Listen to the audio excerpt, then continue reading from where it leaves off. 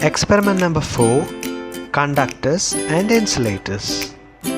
Place the base on a flat surface and align the battery holder to the base as shown and fix it with 10 mm CSK screws and tighten with nuts. Now insert an AA battery into the battery holder and align the bulb holder to the base and fix it with 15 mm cheesehead screw and nut. Now insert the bulb into the bulb holder. Align the hexagonal spacer to the holes as shown and tighten them with nuts and connect the black crocodile clip from negative end of the battery holder to the bulb holder screw.